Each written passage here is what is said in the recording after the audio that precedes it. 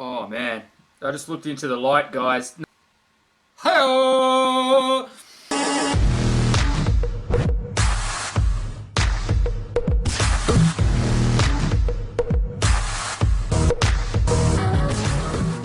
Hey guys, Rocco here.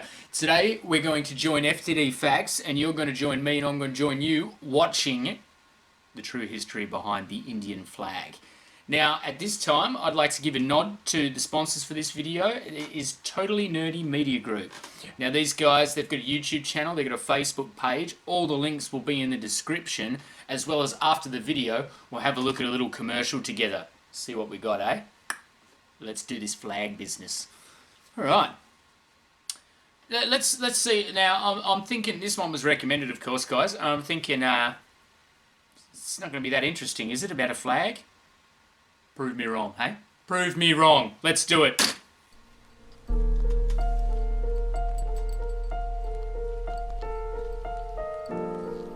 love the FTD start. Here on FTD Facts, we've made tons of flag. videos about countries and other places and people and more. Now in this episode, I'm going to be taking a look at a national flag. It's a new area where we're venturing in that allows us to give you more facts about the amazing countries of this world. A large portion of our fan base is from India, so we decided to start there. How's it going, everybody? My name is Leroy Kenton, and I'm going to dive into some facts about the Indian flag. You know, give you the history behind it and why it's so meaningful to Indians today. Now before I continue, just have to do a couple big shout outs to some of my brothers from India. Here we have Nakul from India, just enjoying the night out, saying great work, he loves the videos. Man. And here we have another big supporter of FTD Facts, League. Suraj. He says, I'm watching all the way from India. Keep going, brother. It looks like you're in a cricket stadium, I think. It's great meeting all of you. I've learned so much talking with you guys on social media. And if you guys want your pictures featured in an upcoming video, send it to me on Instagram. The link to that is down below. For the Indian people, the national flag has great significance and meaning as it symbolizes the struggles it took for India to become an independent nation. It also serves as a symbol of unity to show that despite being of different faiths and religions, the Indian people at the core are all one. Now, the current Indian national flag was designed by Pangali Venkaya. He was an agriculturist and an Indian freedom fighter from the state of Andhra Pradesh, who lived from 1876 to 1963, before the British occupied. If you're wondering what that reaction, that raised eyebrow was, I was looking at the 2009 on the stamp when he said he lived from 1876, and just straight away my primitive brain put together 1876 to 2009. It's one hell of a lifespan, but we know. Let's go, eh? Rocco.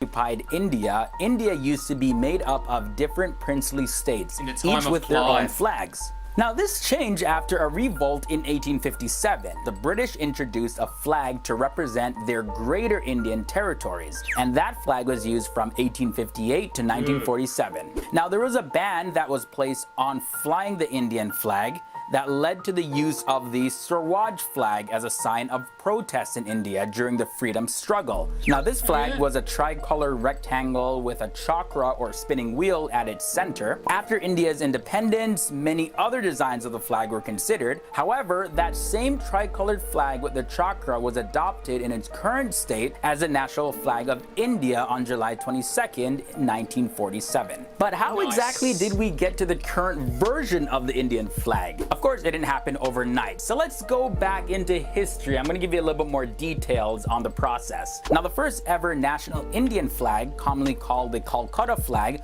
looked quite different from what it looks like today. It had many religious symbols and it had 8 roses on it with the phrase Vande Mataram, meaning I praise you, mother. It's believed to have been first raised on August 7th, 1906 at Parsi Bagan Square, Green Park in Calcutta, now known as Kolkata. The second version of the flag came with some more It's exactly the same, but just like different symbols. Awesome.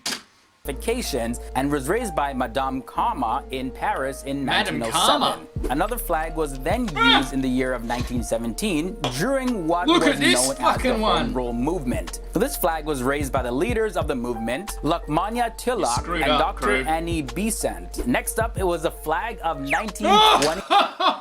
this one beats them all. Is that like the peace symbol in the chakra?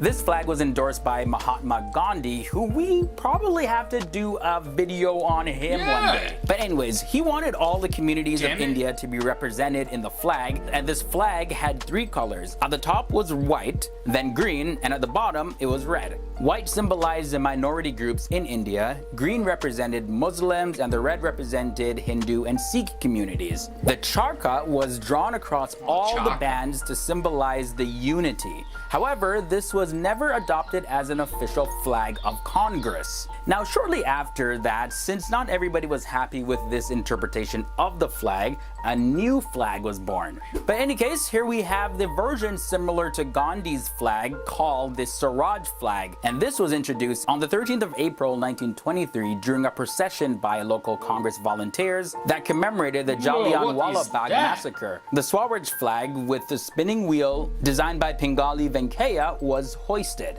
Now, unlike Gandhi's flag, the Swaraj Flag became the official flag of Congress in 1931. However, by then, the flag had already become the symbol of the independence movement. And finally, on July 22nd, 1947, it was adopted as a free Indian national flag by the Constituent Assembly of India. The only alteration they made to the flag was to replace the spinning wheel with Emperor Ashoka's Dharma Chakra. This flag depicted the wheel of the law that was made by the famous 3rd century BC Indian Emperor Ashoka. Now let's take a little bit of a closer look to the meaning of Ashoka's chakra. The Ashoka Chakra had great historical importance in India. It's said that after receiving enlightenment or nirvana, Lord Buddha met with 5 of his disciples and preached to them his first sermon describing the Dharma Chakra. This was taken by Emperor Ashoka to represent on top of his pillars. Now his pillars are a series of columns dispersed throughout the northern Indian subcontinent. The chakra or wheel in the Indian flag has actually been taken from the lion capital of Ashoka, which is a sculpture of 4 lions standing back to back in Sarnath, India. So now we talked about Ashoka's Dharma Chakra and the history behind that. Let's look at some of the other aspects of the flag. The flag consists of 3 equal-sized horizontal stripes. The saffron color represents courage and sacrifice. It indicates letting go of any biases or egos and encourages people to unite and become one. The white represents truth and purity. According to Indian scriptures and philosophy, the color white is also used to symbolize cleanliness and knowledge. The green represents peace and prosperity. According to Indian philosophy, the color green is a festive color that symbolizes life and happiness. At the center of the middle stripes, here we see the Ashoka Chakra in navy blue to represent the ideas of law and dharma as it does on the Ashoka pillar. The Ashoka Chakra was chosen because it symbolizes the laws of Dharma or righteousness. The color of the Ashoka Chakra, navy blue, was chosen because it represents a universal color. It's a color of the sky, it's a color of the ocean. The 24 spokes of the wheel represent 24 hours of every day. It also represents the 24 Dharma Rishis or saints of the Hindu religion. Now, India keeps their flag at a very high standard. There's a lot of strict guidelines on how the flag can actually be used, and there's only one licensed flag production and supply. Wait a minute, I thought water was clear. Come on, Leroy. Don't piss on my leg and tell me it's raining. Alright, let's get into it. Unit in India. The guidelines about the design and specifications are decided by the BIS, or the Bureau of Indian Standards. And yeah, the Khadi Development and Village Industries Commission is the only licensed flag production and supply unit located in India. They're the only ones who are allowed to allocate flag production to other regional groups. And more specifically, they're based in Hubli, Karnataka, India. The Indian flag must also be made of khadi cloth, which is a special type of hand-spun cloth made of silk or cotton. Khadi was made popular by Mahatma Gandhi, and the flag was handcrafted to honor him. Now, guys, I'm not even kidding about this. The guidelines get even more strict. Every roll of cloth that would be used to create an Indian flag is actually sent to a laboratory to test the quality. Also, the flag must never touch the ground or water. It cannot be used as drapery in any form. The flag may not be placed upside down. If placed vertically, the saffron edge should be on the left. Until the year 2001, private citizens were only allowed to hoist the flag on national holidays. This law was changed when a citizen filed a suit against the court arguing that every Indian citizen had a right to fly their national flag. And I mean rightfully so, because people want to be free to just wave their flags whenever because they are proud of their country, right? Now the man that fought for this right was Navneen Jindal, and the courts found his arguments valid and lifted the ban on January 26, 2002. Good man. Now every Indian citizen has the right to hoist the Indian flag on any given day as long as they maintain. Imagine if it was upside down. Oh, heads would roll. The dignity and respect and honor of the flag. That concludes this episode of FTD Facts. That was your brief history on the Indian flag. Please let me know down below in the comments section what flags we should do next, and we'll hop right on them. This was definitely a fascinating one. I learned a lot, so not only you guys are learning, but we're learning here at FTD Facts as well. Thank you for being so awesome. Until next time, guys, I'm Leroy Kenton. Boom. Boom. Yeah, that was cool, as usual. Thank you, Leroy and FTD Facts. Yeah, see, guys, like I was thinking today, it's far down on the list, the Indian flag, because I thought, yeah, you know, what are they going to talk about? You know, we decided to make it orange. But now you know, guys. Now there's some information for your flags, you know. If this is your first flag experience, guys, learning about a flag, there you go. It's a lot more in-depth than what you think. It's not just like bunch of stars, bunch of stripes, you know, everything has a meaning. Even the stars and stripes have meaning, of course. But yeah, that was it. That was the Indian flag. I'm glad that fella outlawed the law where you couldn't have the flag at home, sort of thing, and hoist it yourself on any public days. Because, oh my God, you should come to Australia, guys. Even on Australia Day, there's people head to toe.